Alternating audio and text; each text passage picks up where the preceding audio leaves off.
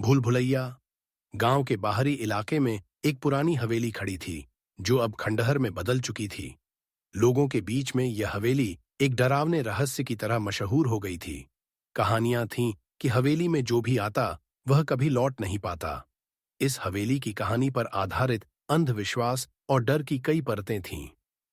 रात का समय था। रिया, रोहन और सिमी, तीन मित्र, अपने साहसिकता की भूख के चलते हवेली की ओर चल पड़े। रिया और रोहन जो एक दूसरे के करीबी दोस्त थे, और सिमी जो उनके साथ पहली बार इस तरह की रोमांचक यात्रा पर जा रही थी, वे सभी एक साथ इस रहस्यमय जगह को जानने के लिए उत्सुक थे।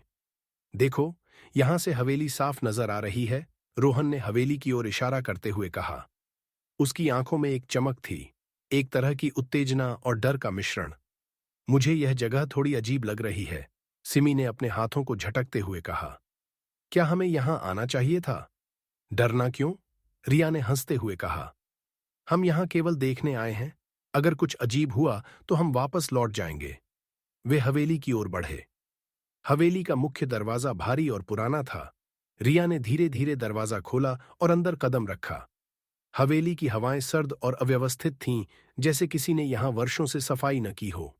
फटी दीवारें, चूहे और काले जाले जगह जगह फैले हुए थे। चलो, सबसे पहले हम इस कमरे को देखते हैं। रोहन ने हवेली के एक बड़े कमरे की ओर इशारा किया। कमरे के अंदर पुरानी किताबें, घड़ी और एक बड़ा संदूक रखा हुआ था। रिया ने संदूक की ओर बढ़ते हुए कहा, देखो, यह संदूक कितना पुराना है। क्या लगता है, इसमें क्या होगा? सिमी ने थोड़ा हिचकिचाते हुए कहा, मैंने सुना है कि पुराने घरों में बहुत सारे रहस्यों के साथ साथ आत्माएं भी छिपी होती हैं। अरे, कुछ नहीं होगा, रोहन ने हंसते हुए कहा और संदूक को खोला। संदूक में पुरानी किताबें, तस्वीरें और एक डायरी रखी हुई थी। जब रिया ने डायरी खोली और पढ़ना शुरू किया, तो उसके चेहरे पर चिंता की लकीरें दिखने लगीं। डायरी में एक अजीबोगरीब कहानी थी, हवेली में रहने वाले परिवार के बारे में, जिन्होंने हवेली में रहकर अजीब घटनाओं का सामना किया और अंततः गायब हो गए। यहां कुछ बहुत अजीब हो रहा है, रिया ने कहा, उसकी आवाज कांप रही थी। यह डायरी कहती है कि हवेली की आत्मा वहां बसी हुई है और यहां आने वाले लोगों को परेशान करती है। सिमी की आंखें फैल गईं। मुझे लगता है हमें यहां से निकलना चाहिए। ठीक है, चलो बाहर चलते हैं, रोहन ने कहा, और वे सभी हवेली से बाहर निकलने के लिए मुड़े। लेकिन जब वे दरवाजे तक पहुंचे तो दरवाजा अपने आप बंद हो गया।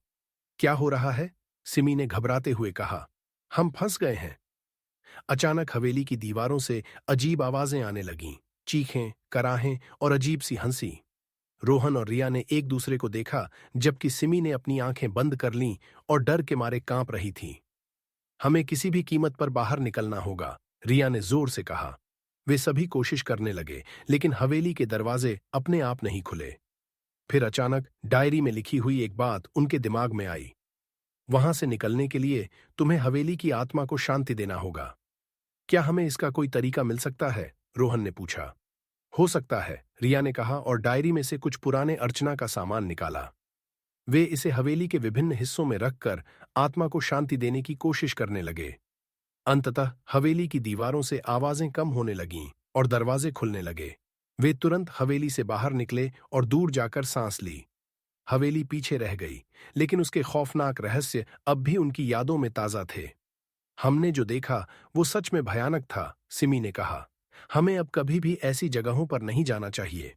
हवेली का रहस्य अब भी अनसुलझा था, लेकिन उन तीनों ने अनुभव किया कि कभी-कभी अतीत की आत्माएं इतनी ताकतवर होती हैं कि वे जीवित लोगों की जिंदगियों को भी प्रभावित कर सकती हैं। समाप्त।